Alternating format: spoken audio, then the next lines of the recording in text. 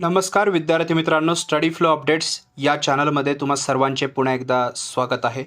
जर तुम्ही MPSC गट ब किंवा गट क स्पर्धा परीक्षेची तयारी करत असाल तर आजचा व्हिडिओ तुमच्यासाठी अत्यंत महत्त्वाचा ठरणार आहे.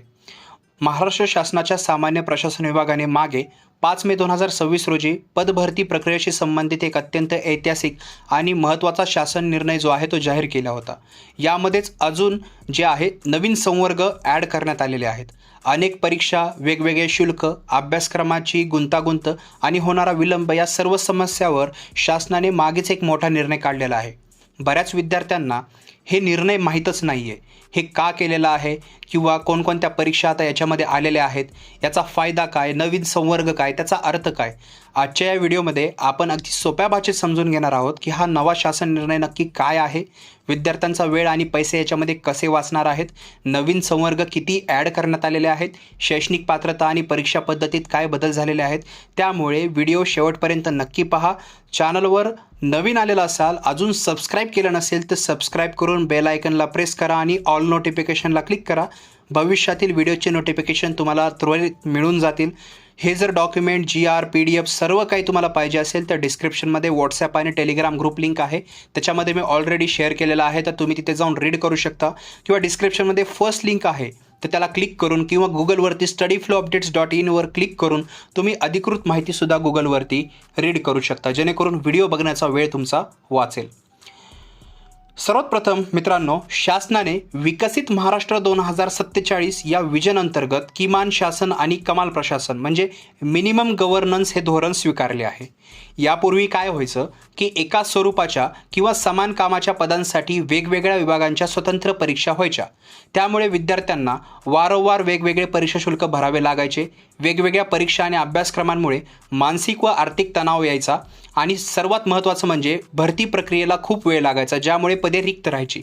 याचं उत्तम उदाहरण जर सांगायचं म्हणलं तर तुम्ही पोलीस भरतीची तयारी केली असेल किंवा कुणाला करताना पाहत असाल तर पाहू शकता, त्यांना पोलीस खात्यामधलेच वेगवेगळे फॉर्म असतात. जसं बँड्समॅन असतं, ड्रायव्हर असतं किंवा कॉन्स्टेबल असतं, शहर पोलीस असतं, ग्रामीण पोलीस असतात.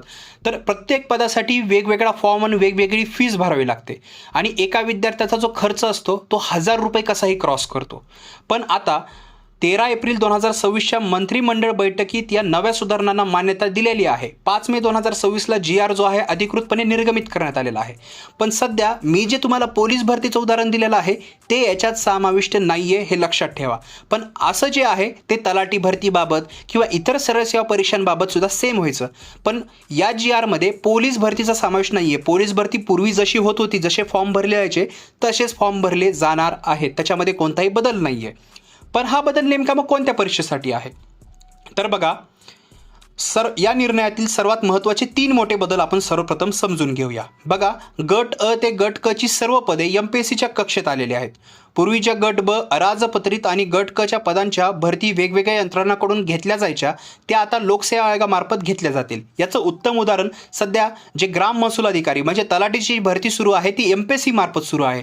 पहिले ही बाहेरच्या कंपनीमार्फत करून घेतली जात होती. त्याच्यामध्ये आपल्याला घोड, पैसे देऊन एखाद्याने पोस्ट मिळवणे किंवा धांदली अशी आपण गोष्टी पाहत होतो. पण आता हे खूप नाच्या बराबर झालेलं आहे. MPSC थ्रू या परीक्षा घेतली जात आहे. पूर्वी एक परीक्षा असायची, आता 2 परीक्षा आहेत, पूर्व आणि मुख्य. त्याचबरोबर दुसरा जो चेंजेस आहे ते आहे 18 नवीन सेवांची निर्मिती म्हणजे न्यू सर्व्हिसेस याच्यामध्ये इन्क्लूड करण्यात आलेले आहेत. महाराष्ट्र नागरी सेवा राजपत्रित AB अंतर्गत सध्या राज्यसेवा, अभियांत्रिकी, कृषी, वनसेवा अशा 6 सेवांमधून 57 संवर्गाची भरती होत आहे. आता त्यात आणखी 46 संवर्ग वाढवून 103 संवर्ग करण्यात आलेले आहेत.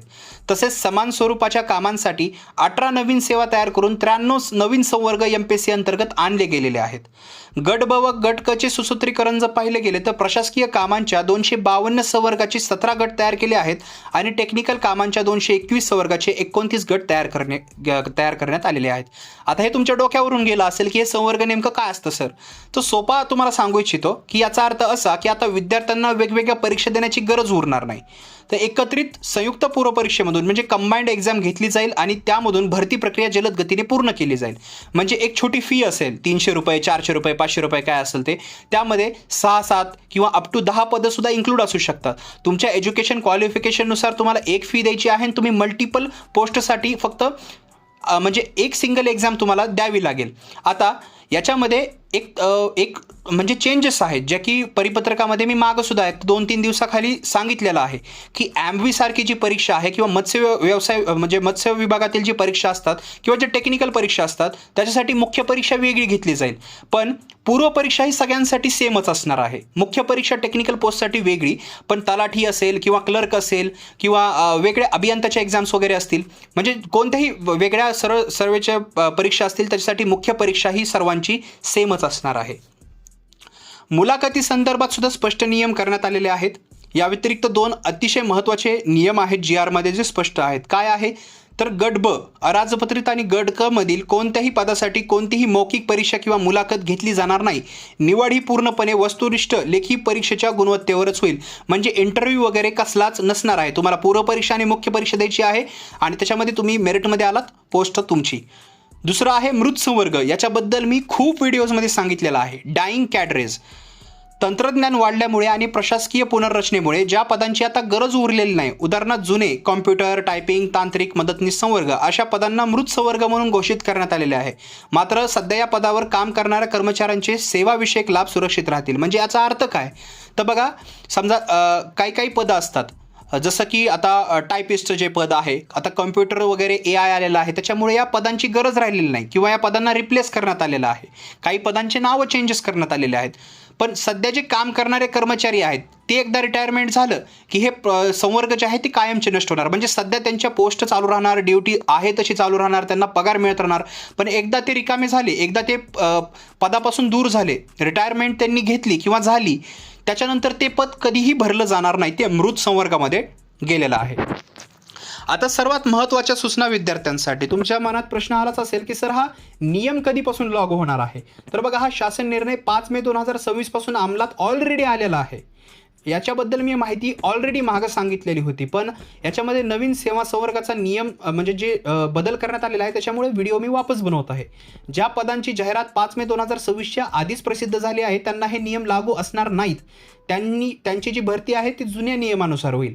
पोलीस भरती किंवा पवित्र पोर्टल होणारे शिक्षक भरती जे असेल या प्रक्रियेत कोणताही बदल झालेला नाही, तो पूर्वी प्रमाणे सुरू राहील. मी याच्या आधीही तुम्हाला मगाशी सांगितलं की पोलीस भरतीसारखा जो विषय आहे तो पूर्वी जसा होत होता त्याच्यासाठी वेगवेगळ्या पदांसाठी फॉर्म भरायचा आहे, तुम्हाला वेगवेगळी फी भरायची आहे, ते आणि पवित्र पोर्टलद्वारे शिक्षक भरती ही सेम राहणार आहे.